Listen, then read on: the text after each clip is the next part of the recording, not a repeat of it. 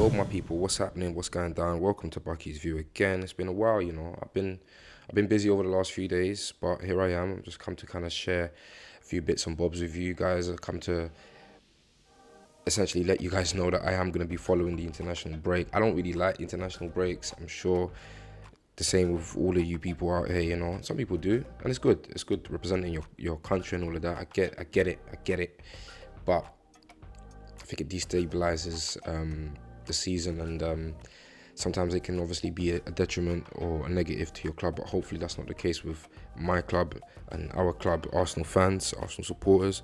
But yeah, man, we're gonna see SAKA do his thing. I think this is the beginning of SAKA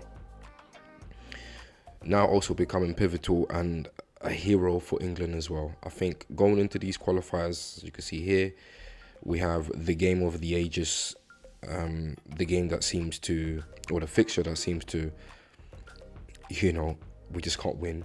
I think the last time we won against Italy, or England's won against Italy, it was decades, like I'm talking decades, 60s or 70s or something mad like that, I don't know. So we're going to be focusing on who's there for Arsenal. Unfortunately, Ben White, for whatever reason and whatever's going on, he's been omitted from the squad. He hasn't been picked, but we've got Bukayo Saka, and I think Bukayo Saka is going to start turning into someone pivotal for Gareth Southgate. I think he's going to be one of those players that, is a match decider for Gareth Southgate. I might be wrong. I might be completely, inaccurate in that, but I think he's starting to trust him more, and I think he's starting to look at situations in the Premier League and situations overall, seeing how Saka plays and seeing how dynamic he can be. And I just can't see him not utilising him. I just can't see how you don't put that boy out on a wing and let him do his thing, But yeah, we know he's the type of coach and manager that likes to stick to his sort of principles, and he likes to be loyal to his players. So depending on who he puts out there, we'll see. But this fraud as well, he better just do his thing, man. Honestly, and he will do his thing because it's the qualifiers. But when it comes down to it, the actual Euros and stuff, we know he's gonna score the goals that he scores, but somehow he's just not gonna take the team or the national setup to ultimate glory. And after the Euros next year, we're going to have serious conversations about England moving forward with the centre forward, which is Harry Kane. I get it, I respect Harry Kane, I rate him, but if you actually deep it and you look at the major competitions over the last decade or so, in moments where it really mattered, i.e. being cool and collected and taking a penalty, like, you flopped, bro. That's what the history books will say, Don't lift silverware with your club, and it doesn't look like you're going to lift silverware with your nation.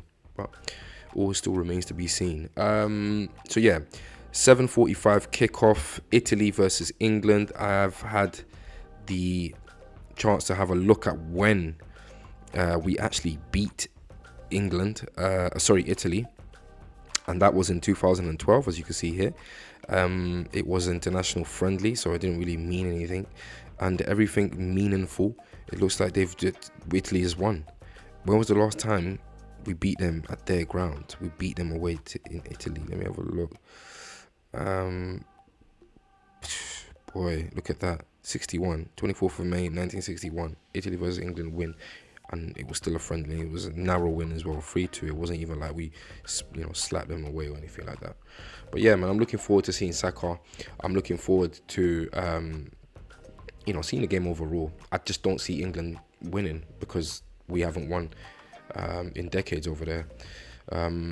In other news, guys, let me quickly bring you some sort of rounded news about the club. Obviously, you would have seen all of the bits and bobs about players' contracts and Arsenal working on players' contracts, and we're moving like a big club. I like the fact that we're tying all of these critical and key players to long-term futures. It all kind of started off with Martinelli. Odegaard looks like he's in a bag. Saka looks like he's in a bag. Saliba is very much wanted by PSG and these other teams, but he's having such a wicked season in Arsenal. I don't see how we're not going to finish this one off, and we're getting good, good news coming through, good rumours that it's almost looking like, it's going to be a guarantee that he signs and commits his future to Arsenal. And this is going to be, if we keep this crop of players, this little spine of Odegaard, from Ramsdale to Odegaard to, bro, I'm telling you, we can be doing things over the next 5-6 years, bro. We just got to make sure that we give these guys what they want when they want it, and they continue to produce the goods for us on the pitch. But yeah, man, we had a fantastic March. We've won all of our games in March, and we've won majority of them convincingly. I'll be real, I'll be honest, and we're seeing the fruits of that. Ramsdale in contention for Premier League's save of the month. Nelson's goal in contention for Premier League goal of the month. Mikel Arteta is up for manager of the month again. Incredible season, incredible journey that we are going through this season. And I keep saying it, guys, don't just look at the destination. Don't be pressured by what rival position fans are saying. Oh, you got to win it. You must. And, actually make us take our focus of the actual journey and stop enjoying the journey. Let's enjoy the journey, because we haven't even lifted any silverware, but we're lifting silverware and we're getting awards, and we're going up for all of these gongs. Like, it's mad. Bukayo Saka lifting awards, Odegaard lifting awards. Like, for the 5th time this season, Mikel Arteta has been nominated for Premier League Manager of the Month, leading us to 4 wins in March. Wins over Everton, Bournemouth, Fulham, Crystal Palace, 100% record, scoring 14 goals in 1 month, scoring 14 goals against these teams. And listen, Everton, not easy. Sean Dyche. Bournemouth, not easy. They're fighting for their life. Fulham, not easy. Marco Silva's done a fantastic job. Crystal Palace, you didn't know what was going to happen. You didn't know if he was going to get a manager bounce or manager rebounce or rebound, whatever it is. We nullified it and we blew them out the pitch. See you later. Bye-bye. It's nuts, yeah? And may it long continue. We are receiving awards left, right and centre. Saka and Trossard up for Player of the Month. Leandro Trossard. Goodness. I knew he was going to be a 6 signing. He showed the whole world what he could do when he was playing for Brighton. And there would have been no way that he would have just come to Arsenal and start playing Jiffy and not be, not have an impact. Of course, he's gonna do his thing, man. He's gonna do his thing. He's gonna continue doing his thing. It's a beautiful thing to see. Man, it's fantastic. I don't even wanna jinx it. Like, Leandro, keep doing your thing. It looks like even when it comes to injuries, he's gonna literally just overcome the injury in a week or so, and be back on the pitch, producing assists, moving like a Perez, just assisting that front line, assisting his striker, assisting his wingers, assisting everything that he needs to assist. Listen, may it long continue, guys. On other quick news, let's see what else we can quickly gather here. Let's see what else we got for you lot. To be honest with you, not much. We're going to obviously have our international fixtures, some interesting games also today. Let's have a look.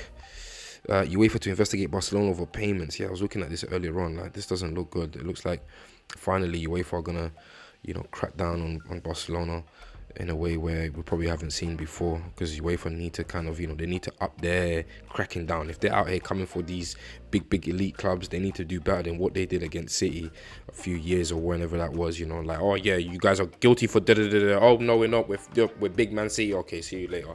It's taking a Premier League to come and try to, knock City off their perch, and you just need to come better and correct. Manchester United bids deadline extension amid confusion. It looks like it's all going left in terms of the Sheikhs and the Ratcliffes purchased possibilities for Manchester United. Like, why is it so hard? The money's there. Like, it's either the money's there or the money's not there. These men are signing NDAs, but it's starting to sound like a conspiracy. It's starting to sound jiffy, but what do I know? I don't know, man. What I do know is that ultimately you shouldn't really have two people reaching these, like two organizations or two individuals reaching these late stages. It should have been locked into one with a clear vision, both of these owners can't have the same vision. They obviously have the same type of, idea, and they're saying all of the right things, saying things that the fans want to hear. Oh, we're gonna fix the club. Oh, we're gonna fix the stadium. Oh, we're gonna do. Oh, we're gonna invest in it. But when it comes down to the crunch of it, and in terms of what the Glazers and people actually running the club are hearing, I'm sure it's two different directions. One might be saying, look, I'm gonna fix Old Trafford in the next 10 years.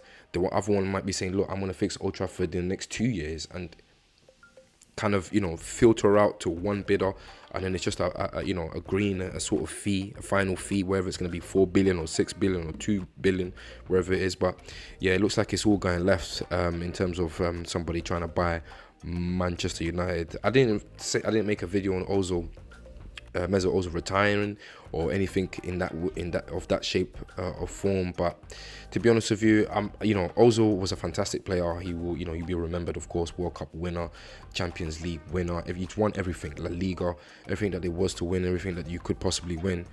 And when he came to Arsenal, I was excited. I remember the day he signed, right to the day to his sort of last few days playing for Arsenal. But I'll be real, man. I fell out of love for Mesut Ozil for a very quite early into the demise. After Alexis Sanchez left, and I see that he was more of a diva because of his level of that he had reached and stuff like that. For me, I gotta see you. I like industrious players. I like players that put everything out there on the pitch. And I'm not saying Mesut Ozil never used to do that. I just think his attitude was wrong towards the latter stages of his Arsenal career. And off the pitch, he was still a human being. He was still a great human being, I'm sure, doing good things for the people around him and the people that he could reach. But just on the pitch, and for me, it was kind of like, yeah, you just need to go. Happy for allowing us to enjoy and see some real magic moments, and thankful for that. But that's pretty much it. We didn't lift any meaningful trophy with Mesut Ozil. Obviously, other than the FA Cup, and I respect the FA Cup. I like an FA Cup. FA Cup is like a dessert. It ain't the main course, So you're happy with a dessert, and you like the dessert, but you gotta have a dessert with the main course. And he never took us to a Premier League title. And I understand that the board wasn't ready to invest, the club wasn't ready to build a squad that would have been challenging, competing on all fronts and for top honours. But I think you could have done much more. You could have done better. You could have grinded more, and you could have been more of an ambassador for the club, for us to start to get players in that could compete and could challenge for major honours. But yeah, man, that's Mesut Ozil for you guys. He will be most certainly remembered in the history books, but I think it was a good time to retire. Career was kind of spiraling and going into all of these weird clubs, and not weird clubs, but yeah, going into sort of clubs that you really couldn't even see him play to an extent, and it was almost like he was just kind of waiting to actually be told, look, it's time for you to retire. But yeah, that's pretty much there, guys. I'm going to leave it there. We're going to focus, of course, today for the England game, Italy versus England. England will be away, and it's going to be a very tricky game, guys. Some other good games as well. Denmark versus Finland, that should be an interesting game as well. Portugal, of course, is playing Liechtenstein. I think that's nothing other than a win for Portugal. They're playing at home, they should get it. They should get 3 points on the board from that. And then yeah, that's and then we'll touch base again, and we'll discuss what we see in terms of the Italy versus England games. I'm gonna leave it there, guys. It's been a pleasure, and please drop a like on the video, please subscribe, please turn the bell notifications on if you enjoy watching my videos, and please engage as well in the comments as well. Drop a like if you enjoyed the video, and I'll see you guys in a piece.